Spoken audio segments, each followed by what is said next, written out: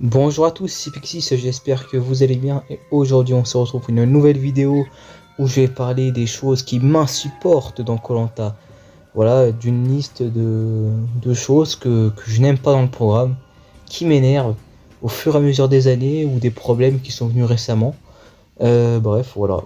Je précise avant de commencer la liste, dans cette vidéo je vais quand même parler de certaines choses du coup de la saison actuelle.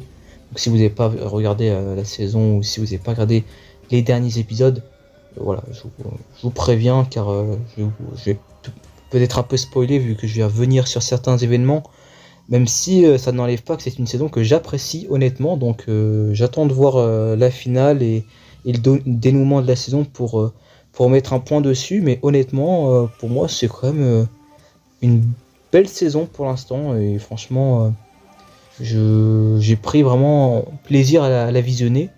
Honnêtement, je fais partie, on va dire, de la team qui a plus apprécié la saison. Après, je sais pas, j'ai pas trop regardé ce que ça se disait, mais honnêtement, voilà, le dernier épisode avant la finale était très sympa, mis à part certains problèmes que je vais intégrer dans cette liste-là. Donc, on va commencer avec un premier point, pas très original si vous me connaissez, c'est la finale à 5. Honnêtement, je n'arrive toujours pas à comprendre après voilà, presque 15 ans de finale à 5 de koh. Je n'arrive pas toujours à comprendre quel est l'intérêt honnête de faire cela. Franchement, mais honnêtement, je ne blague pas. Hein. Quel est l'intérêt d'éliminer 2 candidats d'un coup à l'orientation? Alors que pendant très longtemps, et ce qui est le plus logique, c'est de faire qu'une seule élimination. Franchement, moi je trouve ça tellement plus logique de faire qu'un seul éliminé à l'orientation. En plus, là, t'as pas de 5ème, de 4ème, c'est égalité. Alors que bon, dans l'étape des binômes par exemple, là c'est logique que 2 personnes se fassent éliminer d'un seul coup. C'est le concept même de l'épisode même des binômes. Alors que là, l'orientation, bah non, franchement je ne comprends pas, surtout que on a réellement, dans les saisons récentes aussi, des épisodes coupés en deux. Franchement, ça coûte quoi de faire quelques jours de tournage en plus, ou au contraire, peut-être même faire un conseil surprise comme ça, voilà, vous gagnez des jours, rajouter un conseil au lieu de mettre un candidat en plus à la finale à 4 qui est le plus logique à faire, quoi.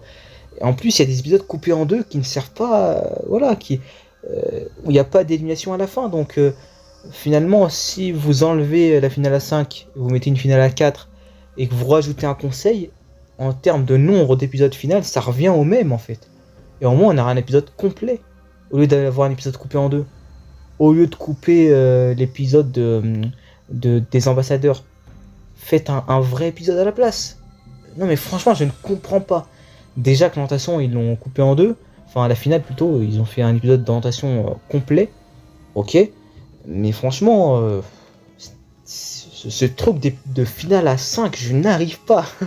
Ça fait depuis 2010, ça fait depuis 2012 que je regarde la finale à 5 et je n'ai jamais compris. Franchement, même quand j'étais petit, je me rappelle. Hein. Je me rappelle que quand j'avais vu Koh-Lanta Malaisie, quand j'ai vu que c'était 5 notations, j'avais bugué. C'est bizarre, parce que moi en plus, je suis dans le truc du détail, j'aime bien quand à la fin ils sont un petit peu et que, bah, voilà, quand t'avances dans le jeu, ils sont, voilà, l'épisode à 5, juste avant la finale, il est tellement satisfaisant à voir, j'aime trop le voir, même si c'est prévisible, je m'en fous. C'est intéressant, tu vois, ils sont plus que 5. En plus, souvent, ces derniers moments où ils sont en petit comité, où il se passe certains trucs et tout, notamment l'épisode avant la finale de Johor, qui était vraiment dans ce côté-là, même celui de Thaïlande, enfin, voilà, c'est vraiment chiant, quoi. Et je vais enchaîner ensuite avec un autre problème, qui est un peu lié, on va dire, c'est les derniers épisodes avant la finale à 7. Putain, mais dites-vous déjà, la finale à 5, je peux pas, mais imaginez-vous, l'ultime épisode avant la grande finale, qui est déjà à 5, ils sont 7. Putain, mais rendez-vous compte, quoi. Et bah, du coup, dans cette saison, c'est encore le cas. Alors que, bah, franchement, j'avais un petit espoir avec le feu sacré et puis le totem maudit qui avait un peu oublié cette étape-là. Ils ont refait ça avec avec koh-Lanta, la tribu maudite. Et j'avais vraiment pas aimé du coup cet épisode-là dans la tribu maudite. J'ai trouvé très mauvais, notamment aussi à cause de ça. Euh, et là, ils ont fait ça. Alors là, bon, pour moi, ça ne enlève pas la qualité à l'épisode. Mais franchement, je trouve ça dommage, quoi. Je trouve que c'est trop, ça fait bizarre. Enfin, d'être aussi nombreux à la phase finale du jeu, pour moi, c'est quelque chose que je n'apprécie pas en termes de quotidiennement en fait. J'aime pas que ça soit tout le temps le cas. Moi, je préfère que ça soit rare, comme à la Revanche des héros ou à l'île des héros. Enfin, voilà, quand c'était rare comme ça, quand ça popait, on était surpris, tu vois. Mais maintenant, même les candidats sont pas surpris, vu qu'ils comptent les jours là, depuis qu'ils sont arrivés sur l'île, ils comptent le nombre de jours où ils sont. Du coup, ils se rendent bien compte que voilà, ils sont 7 et demain c'est la finale, l'orientation, donc il y a un problème, tu vois, ils le savent. Et ils savent qu'il y a l'épreuve éliminatoire, donc il n'y a même pas ce côté surprenant, quoi. Donc ouais, franchement, moi je suis blasé du fait que ça soit quotidien maintenant, que ça soit normal. Bien que parfois ça donne des bons épisodes, comme celui-là, là, celui qu'on a des Reliques du Destin. Pour moi, c'était un assez bon épisode, j'ai bien aimé, tu vois. Et l'épreuve éliminatoire, elle était intéressante. Voilà, mais bon, le faire tout le temps, moi je trouve ça dommage. Et je trouve ça bizarre aussi. Moi je pars du principe que je veux une finale à 4 et je veux que plus t'avances dans le jeu et plus ils sont moins nombreux en fait. Alors certes, logiquement, bien sûr qu'ils sont moins nombreux en fil étape par étape, mais pour moi il y a un peu ce côté beaucoup trop en fait du nombre 7 en fin de jeu. Pour moi c'est trop, tu vois. Voilà. Pour moi, le dernier épisode, il faut qu'il n'y ait qu'un seul éliminé et que cet ultime éliminé il soit dans un nombre un peu restreint, quoi. 7, moi je trouve que c'est un peu trop pour cela. Bref, c'est mon avis. N'hésitez pas à me donner le vôtre. Peut-être que vous ne serez pas d'accord avec moi sur celui-ci. On va enchaîner ensuite sur... bon là c'est vrai que j'ai pas fait trop d'efforts, hein, une évidence. Les épisodes coupés en deux. Ouais, c'est vrai, là, voilà. Clairement, hein, voilà, je tape sur l'ambulance là. Bon, franchement, voilà, moi ça m'énerve parce que je ne comprends pas où ils veulent en venir avec ça. Franchement, je sais qu'ils veulent faire plus d'épisodes, mais comme je vous l'ai dit, ça coûte quoi de, on va dire, faire un conseil surprise, donc gagner du temps au nombre de jours, retirer, du coup, assembler l'épisode des ambassadeurs, puis faire un vrai épisode avec un vrai éliminé au conseil à la fin. Enfin, franchement, je pense que si vraiment ils avaient envie de faire plaisir aux fans et aux téléspectateurs, ils le feront comme ils le faisaient à l'époque. À l'époque, ils faisaient littéralement des doubles épisodes. Maintenant, ils les coupent en deux, les épisodes. C'est incroyable. Et franchement, ça donne des épisodes bizarres, qui sont traînés à la longueur.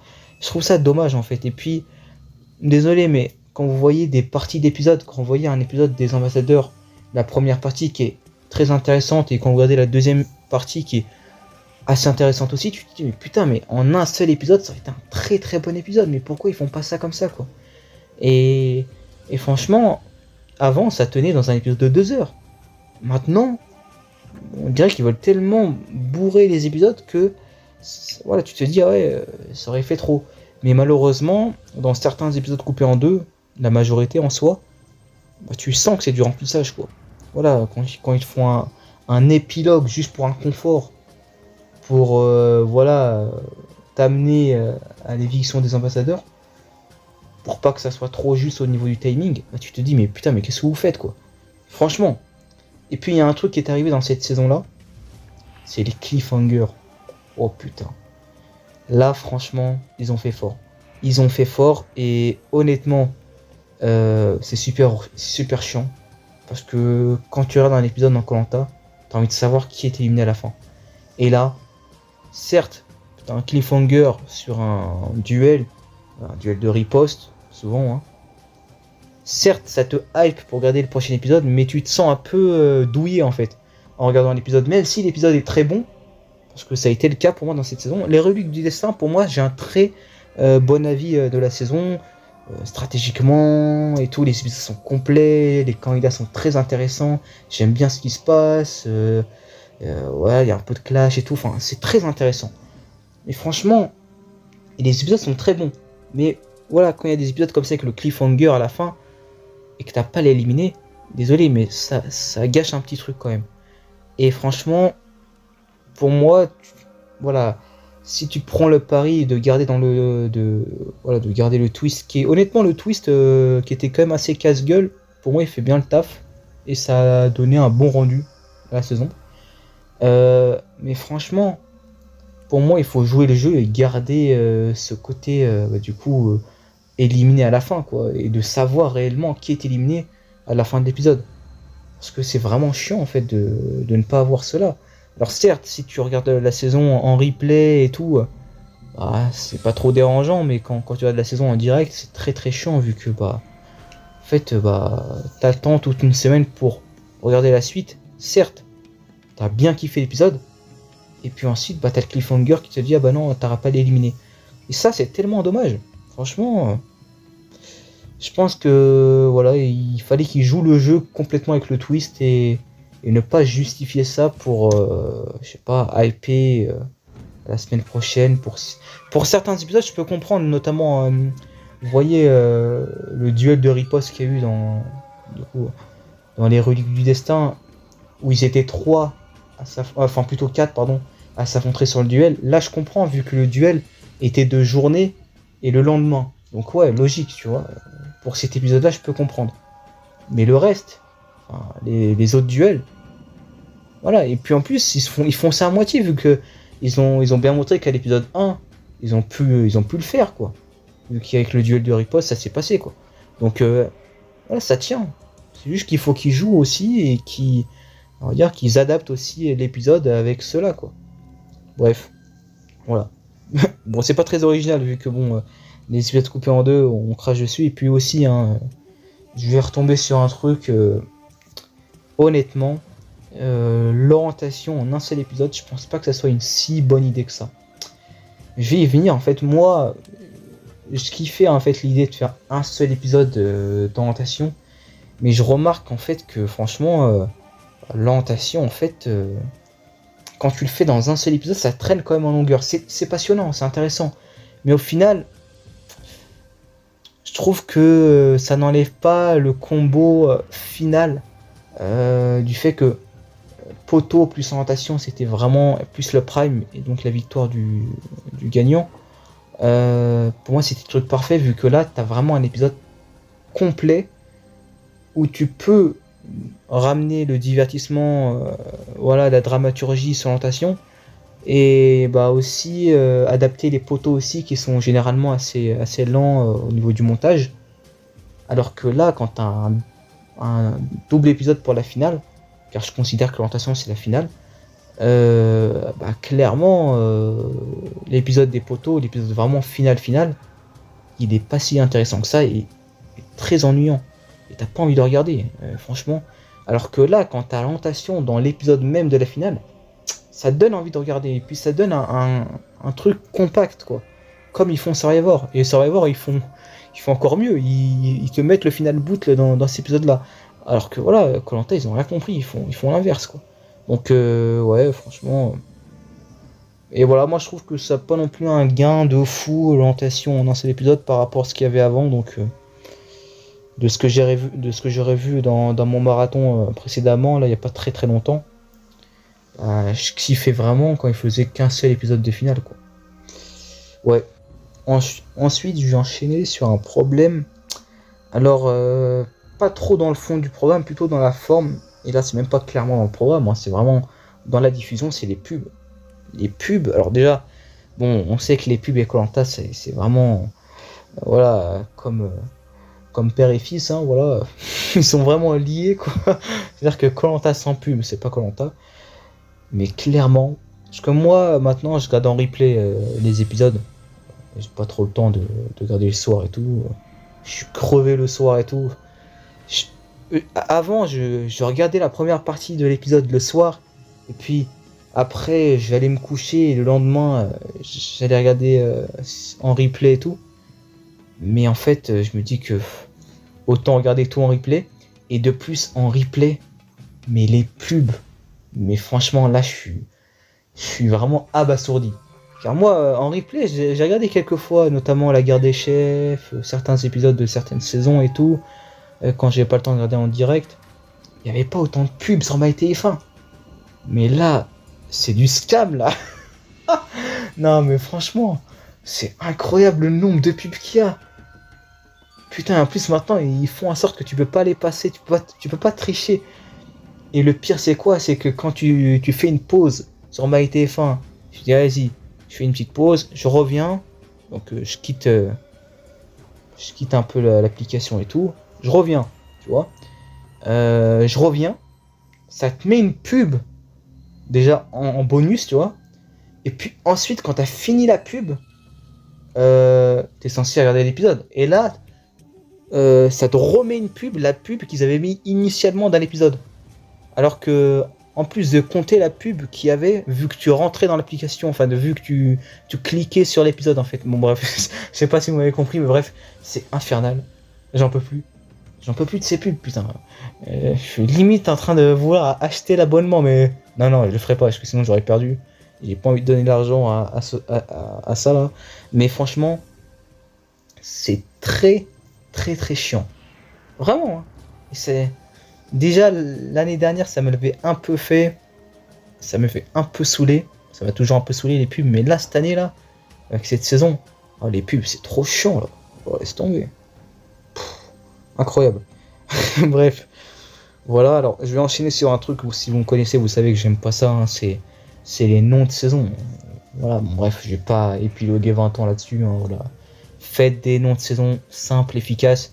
Les reliques du destin. Je sais pas si vous voyez dans mes vidéos, mais parfois j'hésite avec les noms vu que ça se ressemble, c'est des noms bizarres. Du coup, ça t'embrouille le crâne, tu vois. Les chasseurs d'immunité, la tribu maudite. La tribu maudite, je l'oublie souvent. Le totem maudit, ça va, mais bon. Enfin, les reliques du destin, tu vois.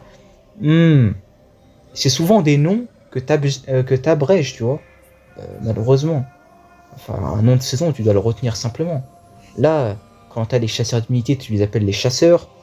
Quand t'as les reliques du destin, tu t'appelles quand t'as les reliques. Voilà, enfin... Voilà, franchement, c'est... Voilà, la revanche des 4T... Enfin, la revanche du 4T, je crois que c'est le pire. C'est le pire titre de l'histoire de Koh Lanta. C'est le pire. Mais franchement, ouais. Honnêtement, ça, j'ai pas resté 20 ans, mais faites des noms simples, quoi. Koh Lanta Philippines, pour vous proposer, juste comme ça, hein. Voilà. En plus, ça fait pas mal de temps qu'ils sont aux Philippines, là, mais... D'ailleurs, j'espère que pour la saison All-Star, ils vont bouger, ça me ferait vraiment plaisir, en tout cas. Mais bon, en tout cas, je ressens pas le truc que j'avais ressenti avec les Fidji.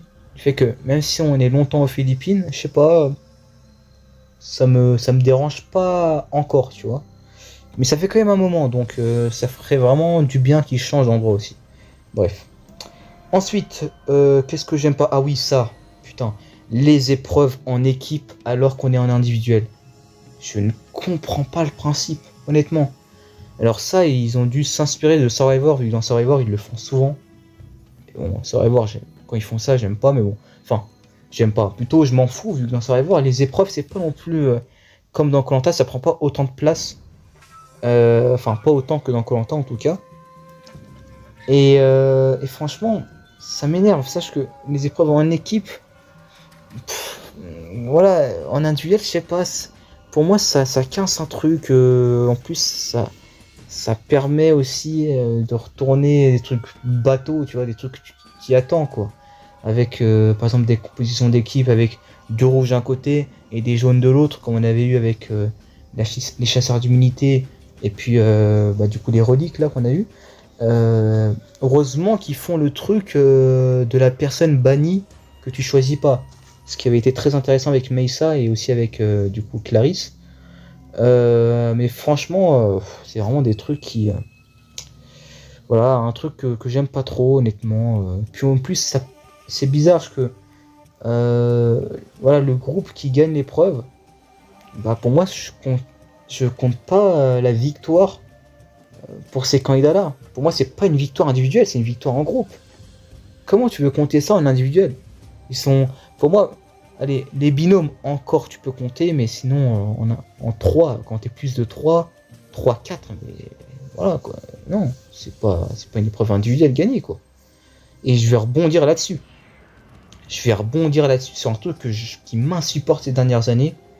C'est l'encensement de certains profils que tu fais passer comme très forts en épreuve, alors que non, quoi. Bah voilà. Si vous n'avez pas regardé la saison, encore une fois, hein, quittez la vidéo.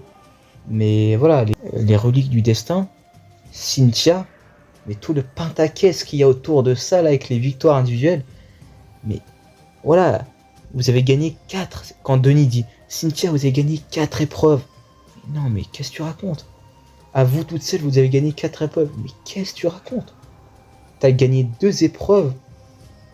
Allez, ouais, 2 épreuves et demie. C'est ça, ouais. Ouais, si tu veux. 2 vraies épreuves. Avec ensuite l'épreuve de la... Oh là là, l'épreuve de la boue. Mais pourquoi ils font ça? Ils ont fait ça notamment aussi que la tribu maudite. Mais tu fais une épreuve de la boue où tu mets les femmes d'un côté et les hommes de l'autre.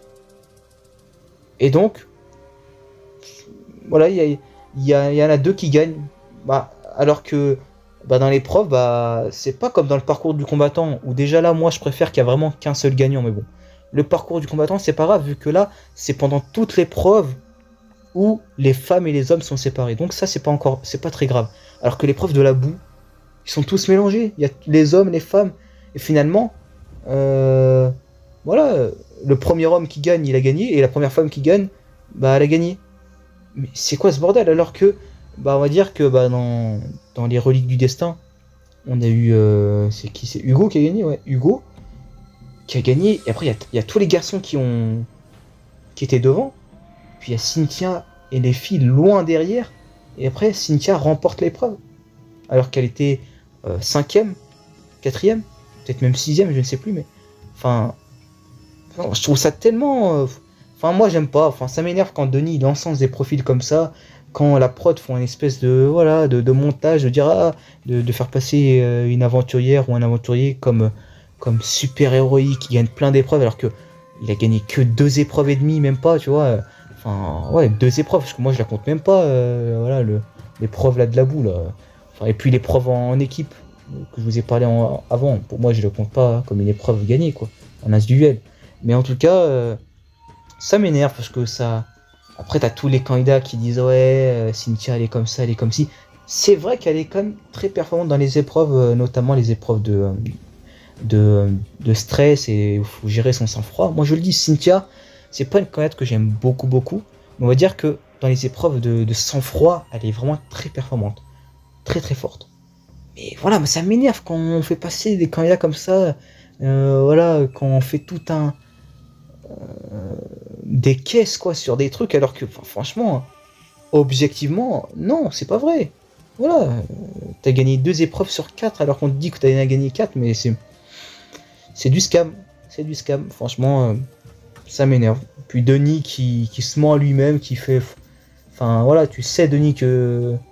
Voilà, que c'est pas vraiment des épreuves remportées quoi, en individuel pur quoi. Ouais, je sais pas. Parce que ça a été même un peu fait aussi avec Charlotte de la tribu maudite. Il y avait eu un peu ça avec l'épreuve de la boue aussi, l'épreuve en équipe qu'ils avaient gagné. Enfin voilà quoi. Franchement. Ouais, Charlotte, vous avez gagné 5 épreuves, 4 épreuves, je sais plus. Et c'est souvent, désolé, hein, mais c'est souvent avec les femmes que ça fait ça, c'est dommage, parce qu'il y a certaines femmes qui gagnent beaucoup d'épreuves qui sont très fortes. Mais c'est souvent avec elles où on a l'impression, on encense pour dire ah ouais, vous voyez, vu que vous êtes des femmes, vous gagnez, vous êtes fortes. Alors que bah, avec les exemples que je vous ai cités, malheureusement, elles ont gagné certaines épreuves, et c'est des épreuves où elles étaient très performantes et très fortes, notamment Charlotte sur les épreuves statiques, et notamment Cynthia sur les épreuves de réflexe, enfin de sang-froid. Mais voilà, enfin, il faut pas non plus mettre des chiffres, des nombres, enfin des mots sur des choses qui ne sont pas réelles, quoi. 4 épreuves remportées alors qu'en soi c'est 2 épreuves, pour moi c'est du vol. Enfin, en termes de... Voilà, c'est la vérité. Certes, il y a Il y a clairement une qualité dans les épreuves de la personne, il faut le dire. Mais au bout d'un moment, ce n'est pas 4 épreuves remportées pour la personne. Voilà. Bref, je vais m'arrêter, mais voilà, c'est quelque chose que vraiment ça m'énerve. Et quand je l'ai vu dans l'épisode là, quand je l'ai regardé, ça m'a gâché, franchement. Ouais, cet épisode-là, là, avant la finale, il y a beaucoup de trucs qui m'ont énervé. Même si c'est un épisode, encore une fois, que j'ai beaucoup aimé. Hein. J'ai bien aimé cet épisode. Mais il y a plein de trucs qui m'ont énervé dans cet épisode, quand même. Ensuite, ouais, il y a un truc qui m'énerve. Hein. Les répétitions de Denis. Enfin, le fait que Denis répète tout le temps et tout, franchement, je suis désolé, mais je crois que j'arrive à un stade de connaissance du programme où ça m'agace, en fait. Le fait que Denis explique tout... pour rien, mais c'est pas la faute de Denis, hein, c'est plutôt dans ce qu'on lui demande de faire. Hein, voilà, c'est la production même de Koh Lanta qui est comme ça, c'est le programme même Koh Lanta qui est comme ça, et ça, franchement, ça commence un peu à m'agacer, le fait que Denis est obligé de rappeler que un tel a un collier, obligé de rappeler que si vous avez un collier, voilà, vous pouvez le jouer au prochain conseil, voilà, obligé de rappeler que ce soir, les reliques du destin, vous allez rentrer dans l'antre pour tirer une poterie. Dans cette poterie, vous avez soit un duel, soit... Enfin, on a compris, quoi, franchement. Ou dans les, voilà, dans les épreuves, tout le temps, répéter tout le temps. C'est chiant, en fait. Honnêtement, c'est chiant. Hein. Ça commence à devenir très lassant. Et je le ressens. Beaucoup plus. Alors, je l'avais toujours ressenti quand je regardais Koh Lanta depuis toujours, hein, vu que c'est comme ça, hein, c'est un programme télé. Mais là, je trouve que je le ressens de plus en plus. Et vu que je le regarde en replay, j'ai de plus en plus envie de passer, tu vois.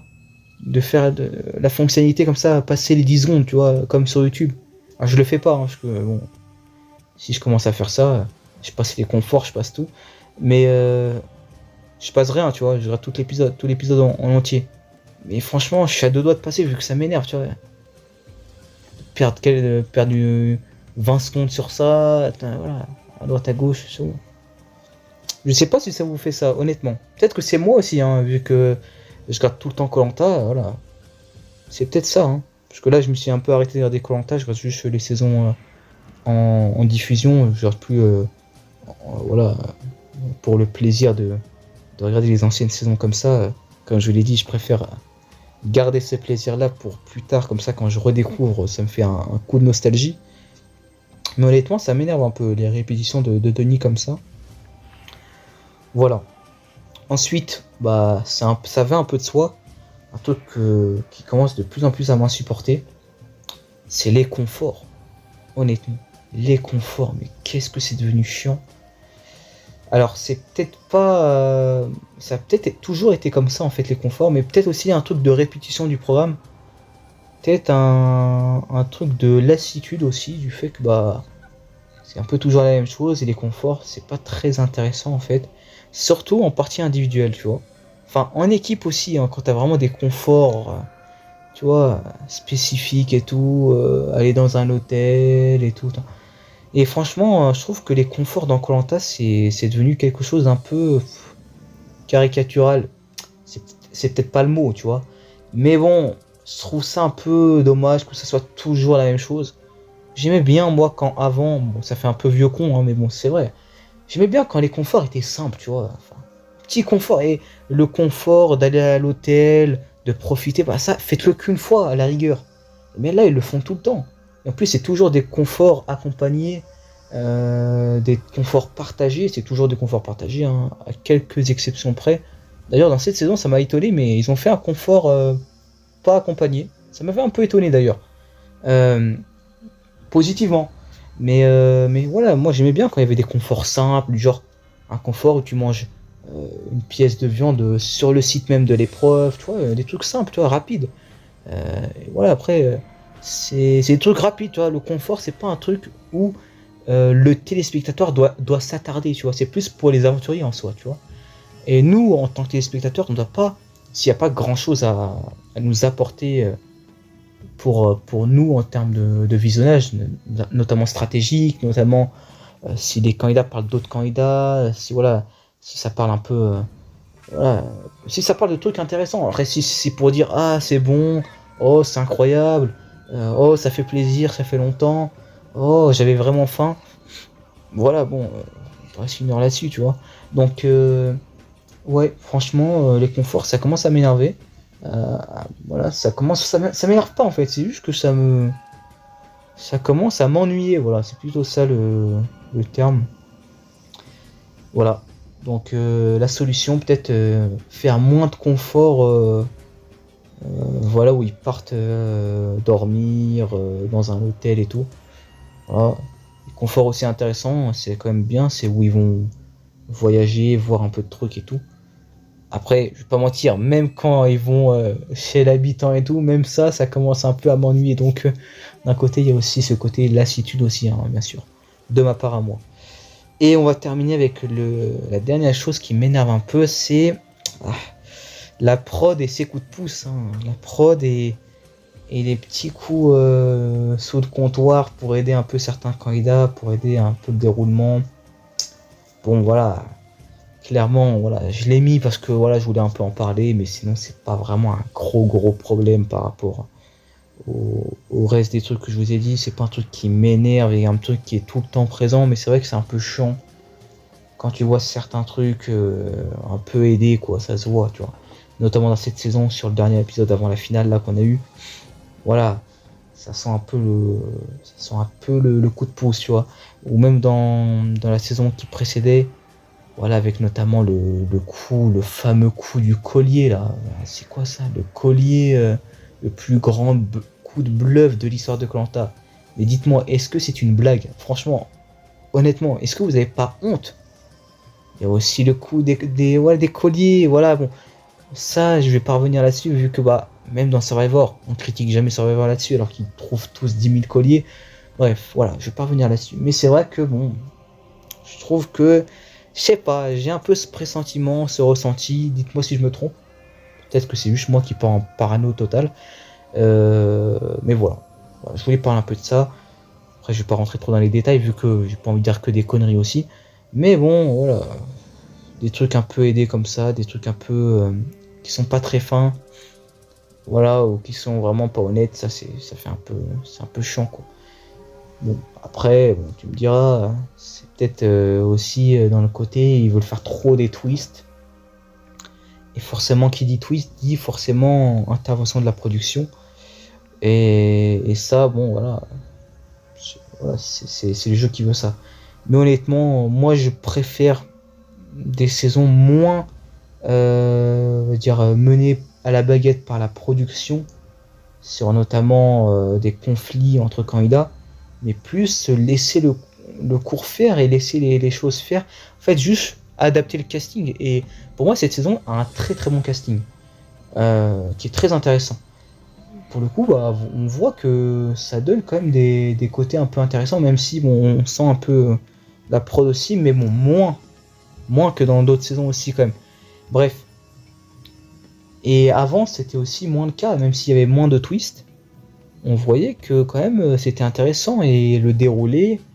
Et voilà, par exemple dans une équipe, on pouvait se débarrasser de quelqu'un parce qu'il était imbuvable, tu vois, ou voilà, naturellement, sans que la prod intervienne avec des twists pour éliminer, pour créer le blindside en fait.